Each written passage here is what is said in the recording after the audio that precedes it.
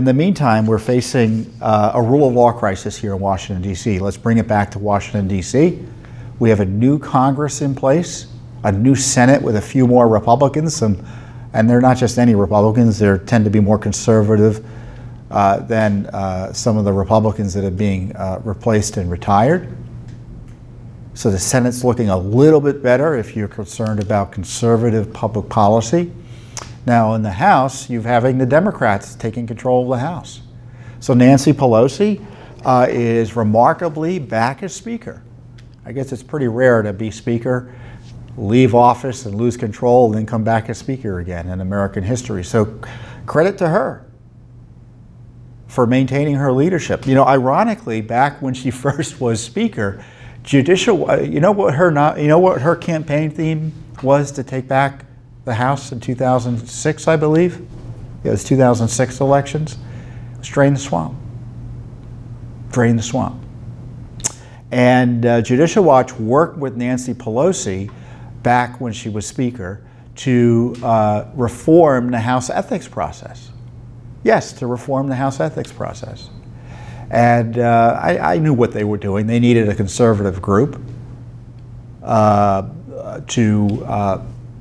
to bolster their efforts to reform the House ethics process, but we didn't think it was an ideological issue.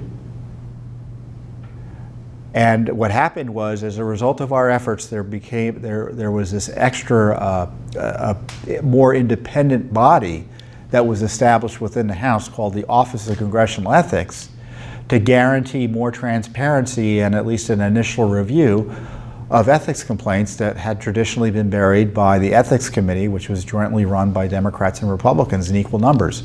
It's kind of a mutually assured destruction pact, the Ethics Committee in the House.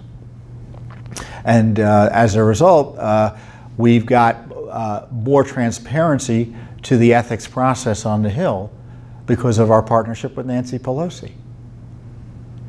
So I hope Nancy Pelosi continues to reform the House ethics process because it needs reform.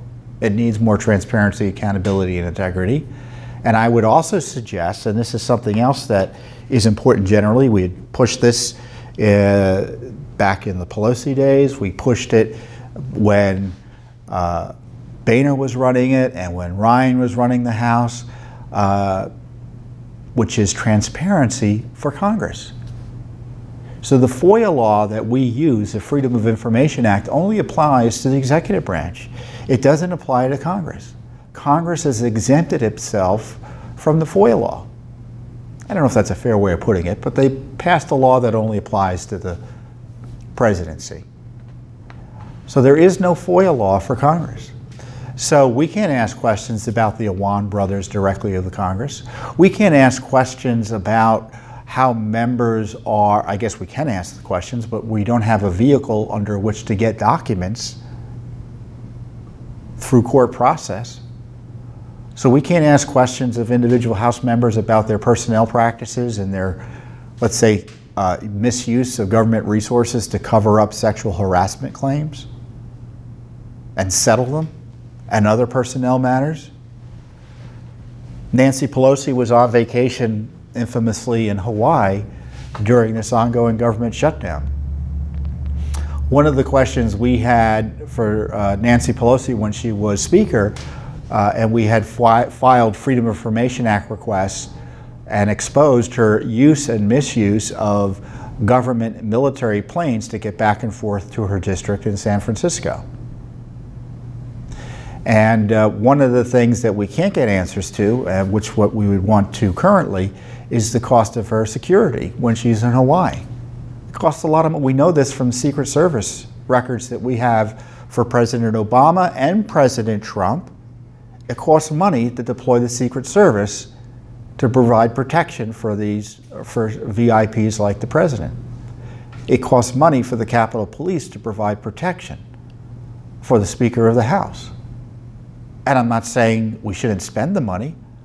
I'm just saying we should have transparency about how much money we spend to provide security for high-level government officials. But we can't get those numbers because the Capitol Police aren't covered by the Freedom of Information Act. So Nancy Pelosi and her new Democratic colleagues on the Hill, especially the incoming freshman, should take a look at this, because you can bet they're going to spend a lot of time demanding transparency from the Trump administration, which is their right. But there's no way to get transparency from Congress under the law. And so that would be a great reform. And I think it would be met with, it'd be welcomed by both Democrats and Republicans. Transparency. If you're a liberal watching this video, you probably agree with me. Yeah, we do need more transparency in government. If you're a conservative watching this video, you probably agree with me. Yes, we do need more transparency in government. But the transparency should not only apply to the executive branch, it should apply to the legislative branch, and dare I say it, it should apply to the judicial branch. Yes, the court should be more transparent as well. And I'm not saying we get into the decision-making of individual judges and mess with their ability to make decisions, but the administrative bodies of the judiciary should be subject to transparency laws. Their decisions on personnel, for instance, and building courthouses, which they oversee, why isn't that subject to disclosure under law? So that's just one, I maybe digressed a little bit on it, but a lot of you, I bet you, don't know that Congress is not subject to the Freedom of Information Act. And Congress should be subject to the Freedom of Information Act.